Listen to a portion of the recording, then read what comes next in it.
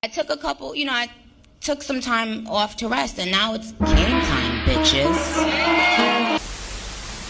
Hi, editing me here. I filmed this on June 14th, and since then, David Dobrik and Tati have both made a return to YouTube. So I tried to reflect that in what I had already filmed, but just to let you know, Tati came out with like an 18-minute video basically saying like, I'm done with the drama, bye, and I'm here to make beauty content and live my life. And David just posted a vlog as if nothing happened. So that's the update. Welcome back to this mess. It's been a while, and that's because I was depressed. And honestly, like, I feel we all need a break from what was 2020 and also the beginning of 2021. It's just been rough. Anyway, I'm back and I'm doing something different that I actually don't really do on this channel. I haven't tried to do on this channel at all. So this is new and exciting. If you follow me on Instagram, I basically vent, scream, and just put my words out into the void that is my close friends list. So I decided, why not try and monetize it? Today's video is going to be basically a drama catch-up over what seems to be the most eventful year of the internet ever. A few top creators have taken a step back due to a lot of what was happening during 2020 into 2021. So today we're going to be visiting 3 of those creators, being James Charles, David Dobrik, and Gabbie Hanna. Now, I'm gonna do my best to condense this because I really just wanna do one video where I just give you the bare bones information of what you need to know regarding these creators and their recent controversies. Also, this goes without saying, this is completely my opinion. There's no, I'm not doing this to hurt anybody. Please don't go hurt anyone.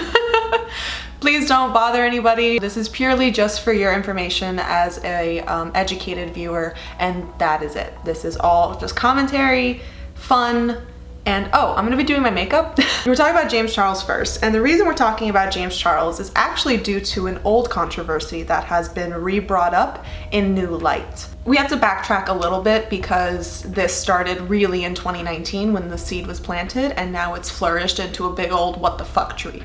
Prominent beauty product reviewer Tati Westbrook posted a long-ass video titled Bye Sister, in which she detailed basically how James Charles is a bad friend, a sexual predator, and a nuisance, and how she no longer wants to be associated with him. So Tati uploaded this video following a sponsorship that James Charles participated in during his Coachella situation. I don't know. What do people do at Coachella? Do drugs and get naked? I don't know. But he was at Coachella and he agreed to do a sponsorship with Sugar Bear Hair. And if you're unaware, Tati Westbrook has a vitamin supplement company who makes similar promises and products as Sugar Bear Hair. It's called Halo Beauty. So Tati owns Halo Beauty and she's good friends with James Charles. James Charles agreed to do a sponsorship with Sugar Bear Hair products, and that pissed Tati off. So she uploaded Bye Sister, and it caused quite a problem. James Charles lost, I believe it was around 3 million subscribers just from this video alone. He didn't make a follow-up really. He made like a quick response. It was titled Tati, and he basically was like, I'm sorry, I'm a bad friend, but he didn't address any of the things about being a sexual predator, and that's what stuck out to people. Like, who cares if you're a bad friend? I mean, that sucks, obviously, and Tati seems, she seemed like a really cool person, so that definitely does suck. But saying that someone's a sexual predator is not something light-handed that could just be like tossed out there like a couple of croutons. So Tati made the video. James went basically radio silent as the entire internet decided that he was finished, canceled, if you will. Let's talk about what she said in the video itself.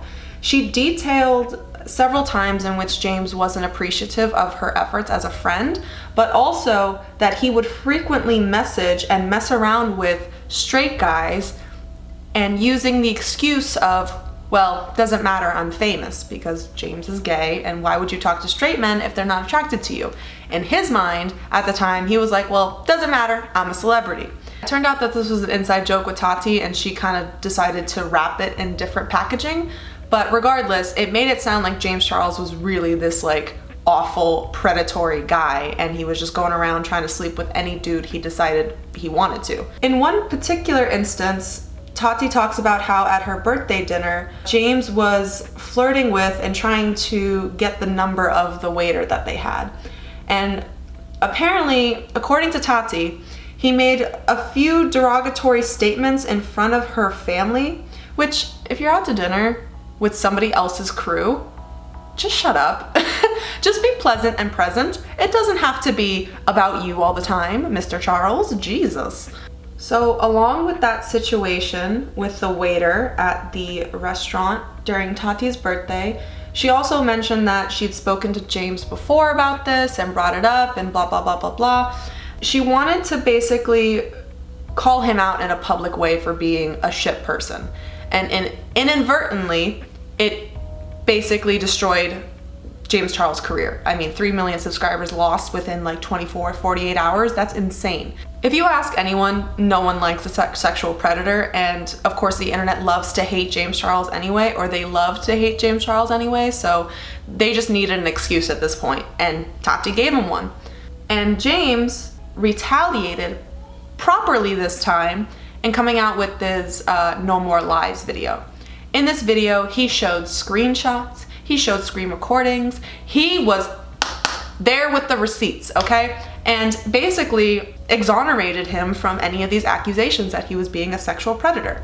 And it kind of made Tati look like a dumbass.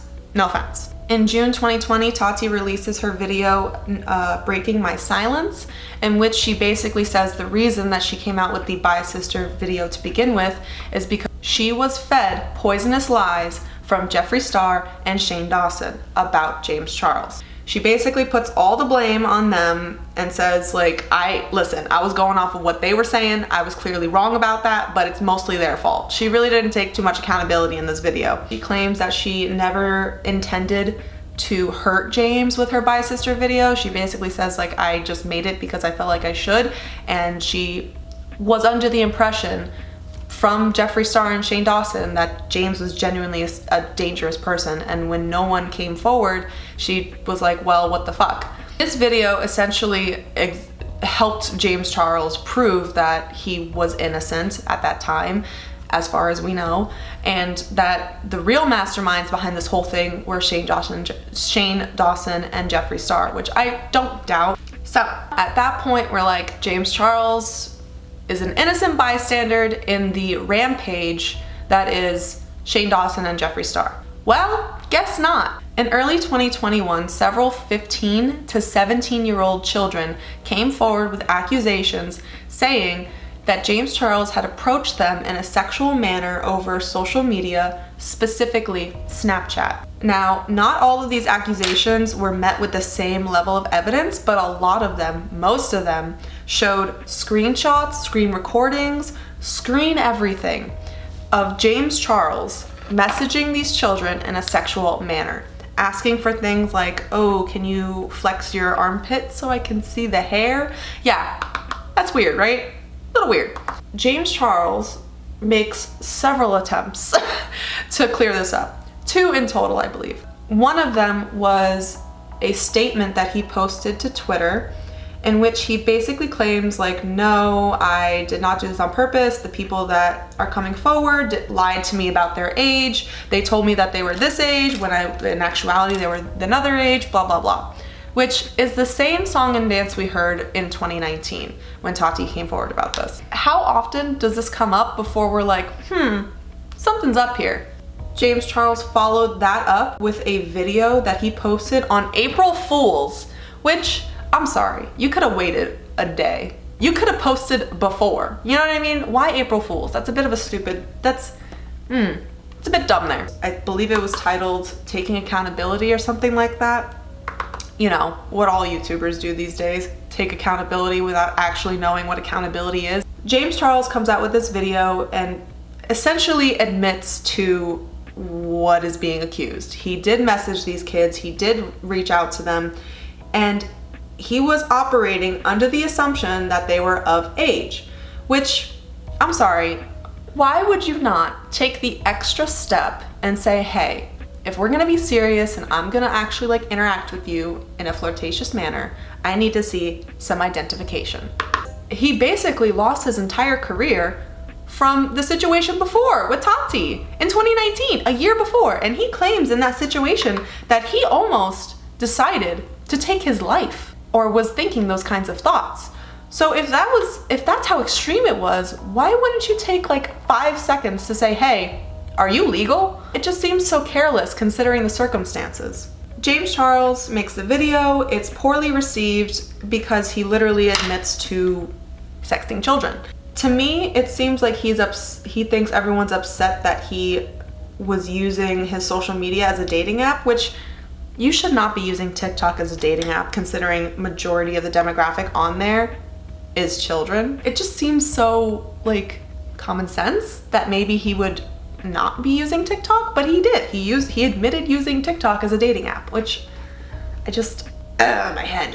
So James makes the follow-up video to his little Twitter statement and claims that he's gonna be going off social media for a while to work on himself and this and that and blah, blah, blah, blah, blah. Just honestly, it's just all bullshit because he didn't actually get off social media. He's made frequent visits back to it, including wishing himself a happy birthday, which, how fucking Gemini is that? I'm sorry. Anyway, there are kids who idolize James Charles, and if he were to slide into their DMs and say, hey, I want this kind of content from you, they're gonna say yes. They're gonna do it because we've seen this happen before. Austin Jones, I think his name was. I almost said Austin McBroom. Like low key though. No, allegedly. Austin Jones, this super prominent music YouTuber, used his power, used his fame to get girls to do things for him. Young underage girls. And James Charles is doing the same exact thing. And yet he's getting away with it. The dust has settled. His followers want him back. Hell, even his biggest sponsor, Morphe, did not fully like cut him off from the brand. This man hurt children. Period. End of story. Thank you, next. Let's throw him in the bin and move on. It's insane what people can get away with just because they're a little famous. All right, he's not a little famous, he's very famous, but still. If Law and Order SVU has taught me anything, it's that pedophiles do not stop being pedophiles. They will always be pedophiles. It is a sickness. Anyway, let's move on to another dumpster fire. So now, we're gonna be talking about the situation with David Dobrik. Now, I should have put a content warning before the James Charles one, but I'm really gonna have to put one before this whole David Dobrik situation because we are gonna be talking about just some disgusting shit. We're gonna be talking about David Dobrik and his, I'm gonna call him a friend because they are friends, and his friend Dirty Dom. I'm gonna summarize quickly the 3 things that David Dobrik is in trouble for, but David Dobrik is essentially in trouble for 1, allegedly facilitating alcohol to minors in an effort to make them more susceptible to having sex with his friend Dirty Dom. Some of them were underage, mind you, not under consent age, but under drinking age. The second thing he was getting called out for, it has been a while. This tea is a bit cold, so I'm gonna try and heat it up as best I can. He's also getting called out for bullying his former Vlog Squad members, including Big Nick, Jonah, whose real name is also Nick. They only called him Jonah because he looks like Jonah Hill when he was overweight, so that's a bit mean. And the third thing he's in trouble for is his alleged involvement, well, not alleged anymore, we know, but his involvement in Jeff Wittick's accident in which he has brain damage, almost lost an eye, and basically became incredibly depressed. Now, how these things started coming up was Trisha Paytas had a podcast with Ethan Klein called Frenemies, in which they would talk about various topics, and one of them one day was about David Dobrik. Trisha Paytas was involved in David Dobrik's content group called the Vlog Squad, and she played, you know, Jason Nash's girlfriend because she was dating Jason Nash, and Jason, I can't speak. I've lost my voice. Trisha was dating Jason Nash, who was a member of the Vlog Squad and David Dobrik's like best friend. Keep in mind, they have like an age difference of like 25 years, so that's a bit weird. Trisha Paytas and Ethan Klein did a whole episode talking about basically all the things that went on with Trisha Paytas and the group and why she was no longer included in that group. She was essentially kicked out. In that, she revealed that David has a history of abusing his power, using people for his own gains, basically being like, not to sound like everyone on the internet, but basically acting like a sociopath and just having no empathy for the people around him, including Trisha, including Big Nick, including Jonah, Jeff, all these people. And not too long after that podcast, an article from Insider came out detailing David Dobrick's involvement in getting girls drunk, which led to one girl particularly, she goes by Hannah, who was assaulted by Dirty Dom. And David's involvement is that it was his vlog that they were doing this for. They were putting this whole skit together where these girls would be invited over to hang out with them, and Dirty Dom would, use his magic and make some moves and try and get 1 to 2 girls to sleep with him. This is who this is. This is the man that we're speaking of. Okay, moving on. So in order to get the girls to agree to have sex with Dirty Dom, David Dobrik instructed his friends, allegedly Jeff Wittick and Todd, who gives a shit. The guys get them very drunk to the point where Hannah actually passes out and Dirty Dom still initiates sex with her. And as we all know, sexual assault is any physical touch, penetration or not, that is unwanted or the person cannot consent. Hannah was unconscious, therefore could not consent. So along with this Insider article detailing the horrific events that Hannah went through, interviews with H3H3 and the other former Vlog Squad members also revealed that there was a lot of bullying, there was a lot of peer pressure, and just a lot of derogatory behavior from David towards these people, particularly Seth, who was I want to say like basically the only black member of Vlog Squad. I can't recall anyone else who was a black person that was in that vlog squad. Anyway, the reason I bring up his race is because a lot of the jokes that were geared towards Seth were racial. They did blackface towards him. They filled his fridge up with watermelon. They claimed that they had a warrant out for his arrest and they have to turn him into the police. They made a lot of jokes that involve Seth center around his race and racial things. I shouldn't have to say that. This is probably not a good place to work. Seth and Big Nick had experienced a lot of bullying, a lot of targeted derogatory language, and they expressed that through their interviews with H3H3. That just added fuel to the fire, and it led David to release his second apology. Let me backtrack. I realized I didn't talk about the first one. David Dobrik issued, I need to do my makeup. I'm never gonna get it done. So David Dobrik published his first attempt at an apology on his least subscribed channel. Between the 3 channels he has, this is the least subscribed. It's his podcast channel. He publishes a video called Let's Talk, in which he basically says, I don't give a shit, like none of this really affects me. I'm sorry people feel some type of way. Like not really giving an apology, one of those. I'm sorry you feel that way. It's not a real apology. But what's funny is that he titled the video Let's Talk and then proceeded to turn the comments off. Not much to talk about, huh?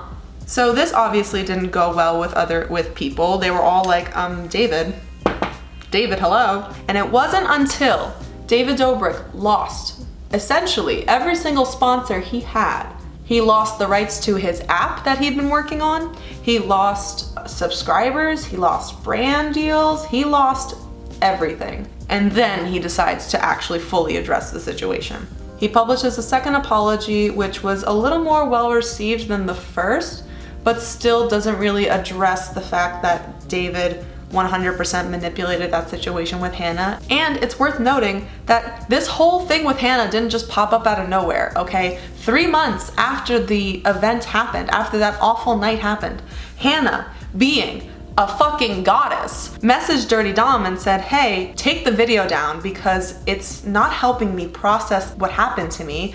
I genuinely think you hurt me and this video has to be taken down. I don't want it to exist anymore. Now, this wasn't posted on Dirty Dom's channel. This is posted on David's channel.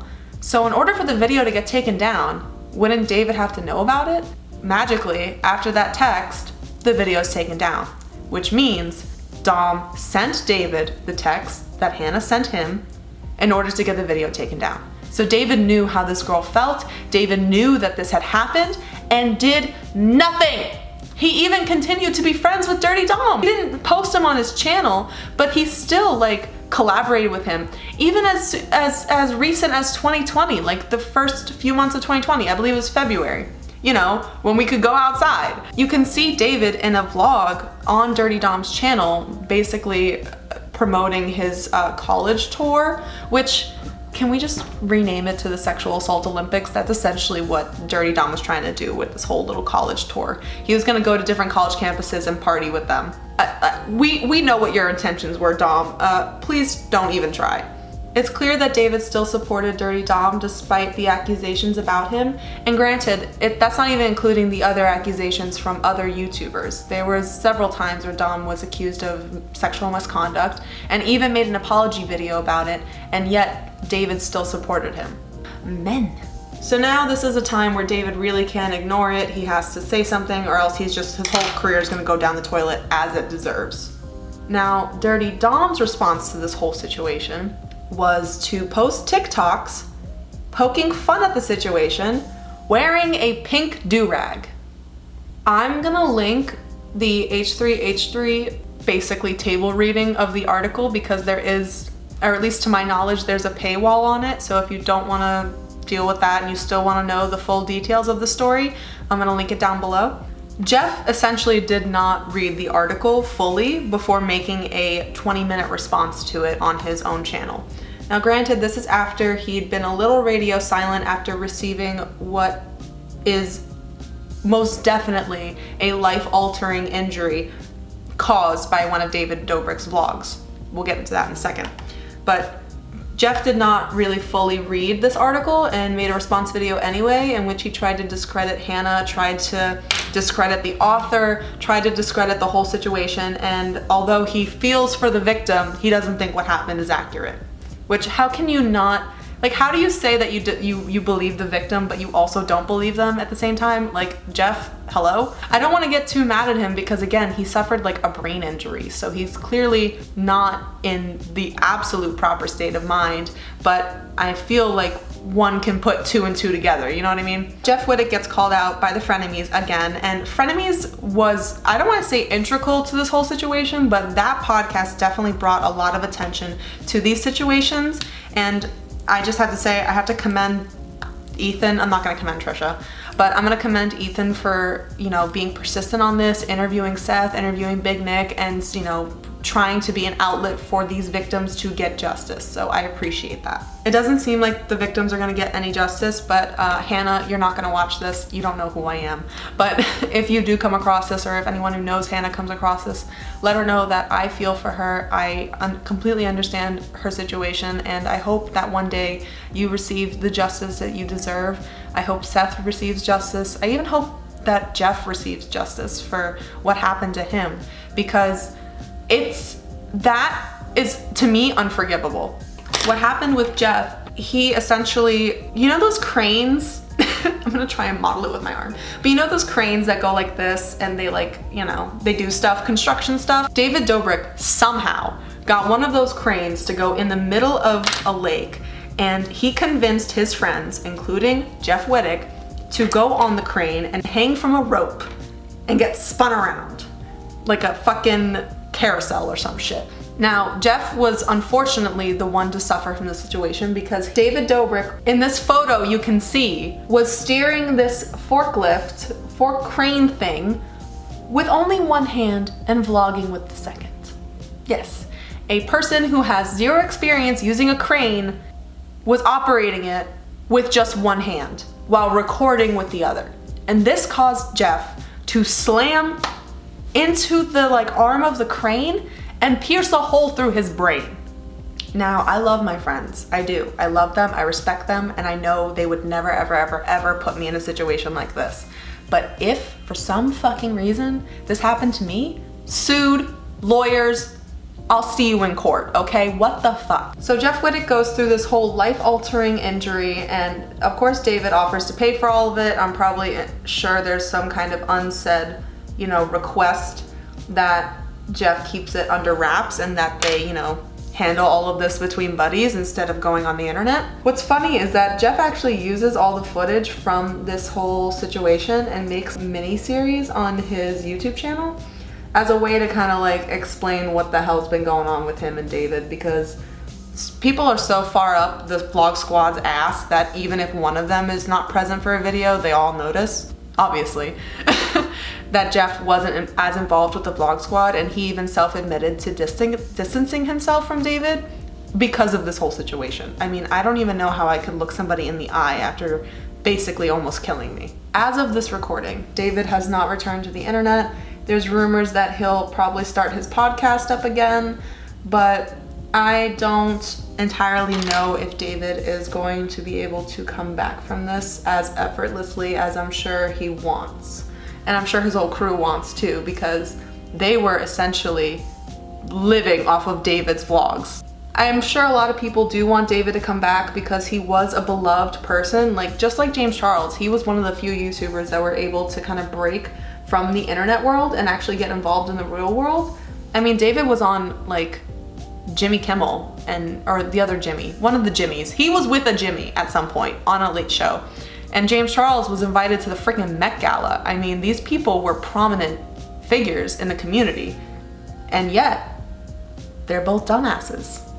For the sake of time, I'm gonna go finish this eye off camera, and then we'll jump into Miss Hannah, Miss Gabbie, neurodivergent, ADD, monster! Oh boy. Gabbie. Miss Hannah, if you nasty, which you have been. I'm not gonna go through an entire history of Gabbie Hanna and all the absolute buffoonery she's conducted on the internet, but I will briefly summarize what the hell's been going on recently. Before I get into the summary of the recent behavior, let's say, of Gabbie Hanna, I need to preface by saying, it's very clear that Gabbie Hanna is going through something. I don't know what it is. I cannot and will not play an armchair therapist for somebody who I have no experience with, I have no personal ties to, and I'm not her therapist. I'm not a licensed therapist. I barely can deal with my own shit. I'm gonna be sensitive to that, but we're all going through something, all right? We all have our own issues. We all could be better people. But having a mental illness does not give you a get out of jail free card for being an asshole. It does not let you use others as a punching bag. And although I feel for Gabbie, I cannot and will not excuse her behavior towards herself, towards others, and particularly towards victims of sexual assault. Now, again, a little content warning. We're gonna be talking about some rather, see, even my cat doesn't wanna be involved in this shit. She wants out too. Girl, take me with you. So content warning yet again. We're gonna be talking about some rather heavy subjects as the video progresses to its conclusion, because the most recent update with Gabbie Hanna is that she had a very, let's just say, concerning phone call with her previous friend, Jessie Smiles, who's also a content creator. Like I said, I'm not gonna get into the whole history of Gabbie Hanna because honestly, that would be a 6-hour video and someone's already produced it, which I will link down below, but I'm gonna be talking about some recent-ish. Quick little backstory. Gabbie Hanna has released a total of 2 poetry books in her career. One of them is titled Adultolescence. Although it was a New York Times bestseller, it was not well received from a lot of the commentators here on YouTube. One particularly, Rachel Oates. Now, I like Rachel Oates. She seems like a cool girl. Her dog is really cute. She made in total about 3 videos about adultolescence. The first 2 were basically her dragging it for filth. According to Rachel Oates, who seems to either study or specialize in some capacity with poetry, she gives it a not so great review. But she doesn't necessarily drag it the whole time. She actually does compare it to some other works of poetry to kind of emphasize where Gabby Hanna's going, but she didn't necessarily end up when it comes to poetry. So if I were Gabby Hanna and I saw that video, of course I'd feel upset because, you know, you worked on something very hard for a long time, but everyone's entitled to their opinion. And at the end of the day, she gave some really consistent and, I would argue, good feedback, you know, some very constructive feedback, which Gabby Hanna has a self-admitted hard time. Oh my God, I look like a who. How am I gonna be dragging her and I look like fucking... Who? Gabby Hanna has self-admittedly had a hard time recognizing criticism.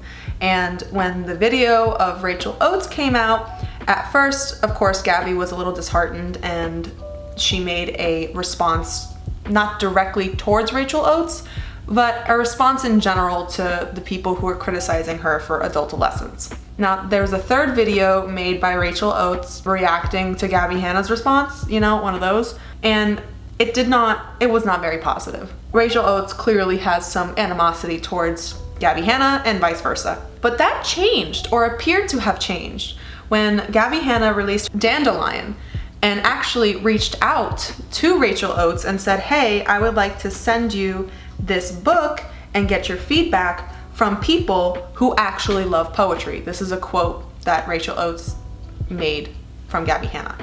Gabby Hanna said that, but I have no proof. Rachel Oates said that Gabby Hanna said that. You following? So Gabby Hanna sends Rachel Oates her newest book, and Rachel actually gives it, again, a very fair, in my opinion, review. She tells her, you know, these parts are good, these parts are not so good. And honestly, if I were Gabby Hanna, why wouldn't I send Rachel Oates my poetry book before I published it? Like, why not get some opinions when you're in the editing stage? Why ask for feedback when it's published? So Rachel Oates does a review video of Dandelion per the request of Gabby Hanna, because again, we have to remember that at this time, Gabby Hanna reached out to Rachel Oates and said, hey, can you review my book? And of course, Gabby Hanna has to assume that Rachel's gonna make a video about it. I mean, the girl made 3 videos about just one book, and that wasn't very good. Imagine a sequel, bitch. So Rachel Oates posts her review, and obviously Gabby Hanna's not that happy about it because she, again, kind of rips into her in some ways, but also, again, gives her consistent constructive feedback. According to Rachel Oates, which I'll link the interview down below that she did with Black Wolf Company, a mutual friend between Rachel Oates and Gabby Hanna gets into a conversation with both of them, and some misinformation gets tossed around. I'm a little unclear because I'm not a part of the situation, so I really can't tell you exactly. This is just from Rachel Oates' perspective. They get into a little bit of a verbal confrontation, and the friend ends up blocking Rachel and taking Gabby's side. So Rachel told the mutual friend that Gabby sent her the book and that's why she's gonna make a review. But the mutual friend was told from Gabby that she never sent her, never spoke to her, and thinks that Rachel is bullying her. So from the friend's perspective, it's like, oh, you're making a video making fun of Gabby again. She already doesn't want that. Why are you doing that? And Rachel's like, what the fuck are you talking about? It seems like there's a disconnect between what Gabby Hanna says to one person and then to another. That happened in like October 2020, right? Like, this was a while ago. After Gabby Hanna took a much needed break from the internet after her first mental breakdown, which I'm not gonna review because that's too much. She seemingly out of nowhere starts attacking Rachel Oates on her social media, making posts about her, tweets about her, and Rachel Oates, you know, slides into the DM and she's like, hey, what the fuck? What are you doing? Please stop talking about me and drawing all this attention my way. Because the thing about Gabby Hanna has quite a large following. And it's mostly people from like Vine, younger people. You know, she's got a fairly young, impressionable audience. So I'm sure it's no surprise to anyone when Gabby Hanna hops up on her Instagram and says, hey, this girl's bullying me. She's narcissistic. She's this, she's that. She says the most like obscene things to Rachel. And granted, these are 2 complete strangers. There's no reason for Gabby to be this angry about a review. All of her fans flood to Rachel Oates' page or commenting the worst stuff like, I hope your dog dies, I hope you get cancer, like all these terrible, terrible things that I I would not wish on anyone, right? So Rachel's basically sent into this whole like mental spiral. And keep in mind, Gabby Hanna's over here being like, my mental health matters, my mental health, this and that, I'm neurodivergent, all this stuff. Meanwhile, she's like basically launching an attack on another content creator. Like, what about their mental health? Hello? And this whole attack just seems a little out of nowhere because, again, the last time Rachel Oates had ever even mentioned Gabby was back in October of 2020. And this is happening, from my recollection, around April or March 2021. So it's been a good 6 months since Rachel ever mentioned Hannah. People started commenting, being like, hey, you know, seems like you're going through something again. And Gabbie Hanna basically says like, no, I'm finally mentally strong enough to stand up against my bullies. And she considers Rachel Oates, Angelica Oles, all these people who have criticized her, in some ways rightfully so, are bullies, these internet bullies. And she's just doing whatever she can to cause some trouble. It's a bit weird that Gabbie Hanna is going after this girl and claiming that she never had spoken to her. This is her first time responding, when there's literal recorded proof of Rachel saying that Gabby sent her the book back in like October 2020. So this is clearly not the first time her and Gabby had spoken to each other, and yet Gabby's gonna twist the truth to fit her narrative. We're gonna move on from Rachel Oates because her situation seems to be, you know, I don't wanna say calmed, because who knows with Gabbie Hanna. It seems like 1 minute everything's fine and the next minute she's making 18 million Instagram stories. Mind you, also, she made a bunch of Instagram stories attacking other people while driving, while being intoxicated with marijuana. It's not like she had a little, you know, one of those little stands that you put, you know, you put them on the dashboard and they just sit there and you don't have to touch them. It wasn't one of those. She was like old school 2007 texting and driving. How dangerous, and especially to a young audience. That is not the example we should be setting. We're gonna be talking now about Gabbie Hanna and Trisha Paytas. If you're even somewhat familiar with the situation, you know that this is a tale as old as time, all right? It's not Beauty and the Beast, girl, it's two beasts. In 2019, Gabbie Hanna posted an Instagram story polling her audience and saying, hey, if you knew that someone you were friends with was dating somebody who potentially had an STD, would you tell that person about it? Now, whether or not you agree with whatever she did or didn't do is besides the point, because she is talking about somebody else's sexual history publicly, and that's just not okay. Also, let me note, Trisha has recently come out as they, them, but if I use she, her by accident, I promise you it's not me trying to be disrespectful. I'm just, you know, my brain a bit slow. But Trisha goes by they, them. So Trisha Paytas saw this Instagram story and, you know, put two and two together, and they're like, okay, we know what groups you hang out with.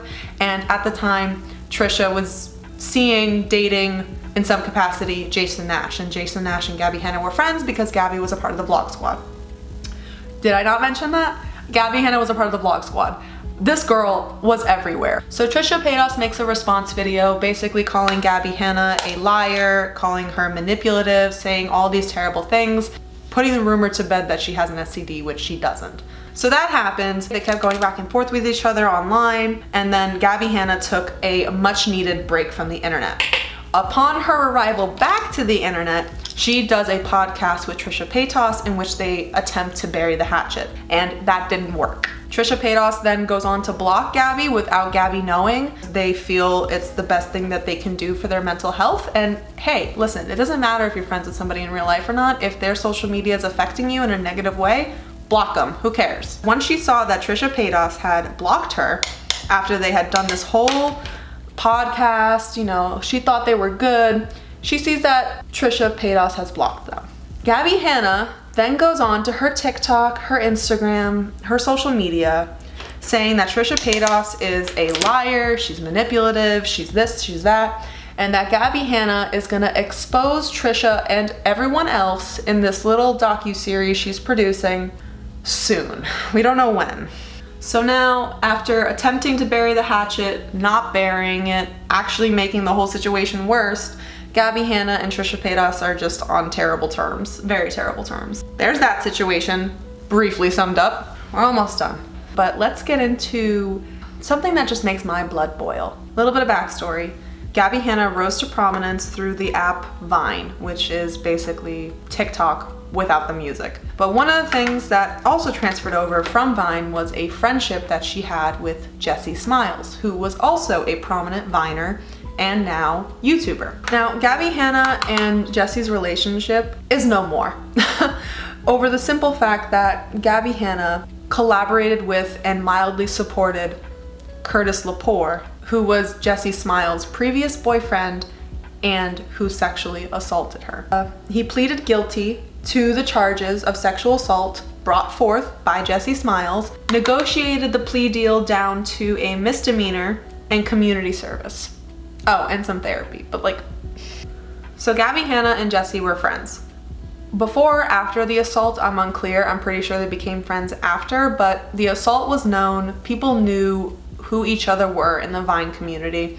And Gabbie Hanna, when the story broke about Curtis's arrest, Gabbie Hanna tweeted out some unsavory comments about the situation and essentially, like most other people at that time, didn't believe Jessie. For any victim to come forward with their story and actually follow through with persecution legally of that attacker is incredibly important, because so often people do not report because they feel unsafe in the situation. They don't feel they're in an environment that would help them, and they can't go through the trauma of an actual trial.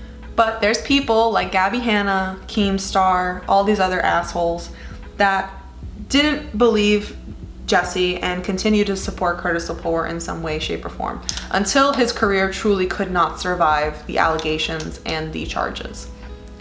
So fast forward to 2019, I want to say, I think it was late 2019. Jessie Smiles uploads a video detailing a conversation Gabbie had with a fan where she basically drags up the Jessie Smiles situation, her situation with her rape, and tries to convince this fan that things didn't happen when they did.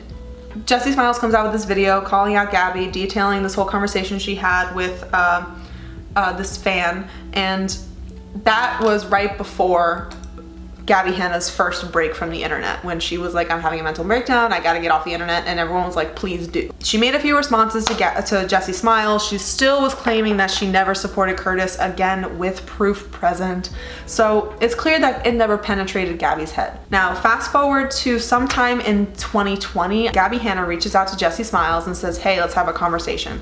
And Jessie says, all right, but only if we record it. So they both consented to this recorded phone call in which Gabbie Hanna explains her perspective on this whole Curtis situation. I'm not gonna put clips of the video in here because like I said, I got triggered by it and I don't want to do that to somebody else, but if you want to see them, they're linked below.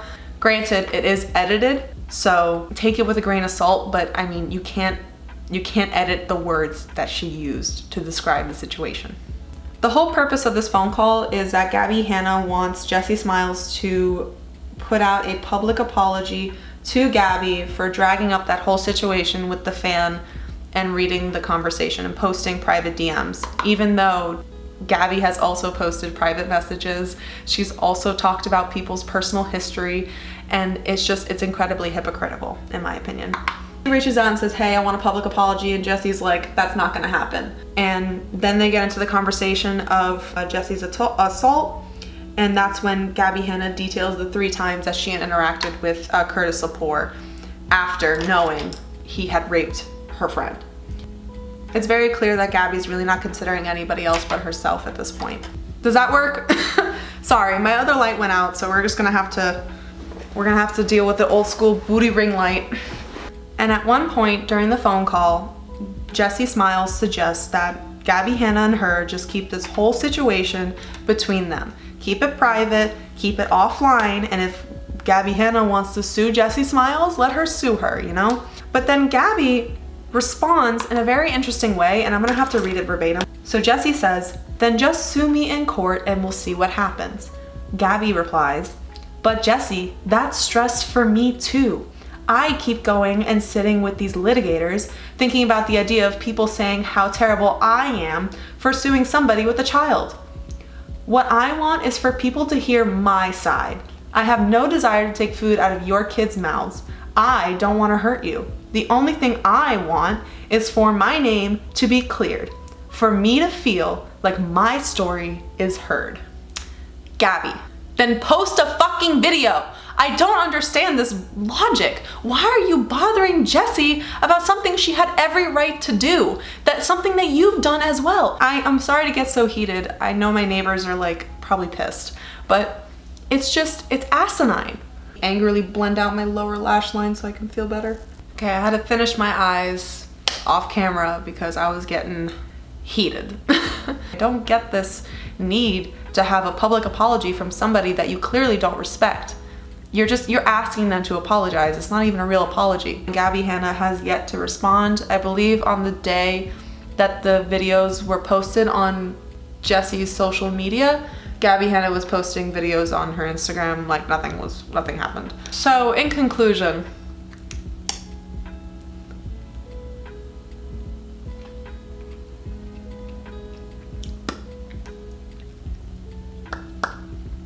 bitches be crazy. With all three of these people, I truly hope that they all grow, especially Gabby, because I think she has so much potential to be a genuinely cool creator on this platform. So yeah, that's it. That's my spiel. That's my summary of these three idiots. There's plenty of detail and events that I didn't cover because, you know, why would it ever be simple? Like I mentioned, any resource you're interested in, any of the resources I used during this video, I'll link them down below. Yeah, that's it. That's my return. I'll hopefully be back with another video soon. Comment anything below if you'd like. Let's have a discussion, and I will be deleting and not reading mean comments, so if you want to do that, go ahead. It's a waste of your time. It's been me, Michelle.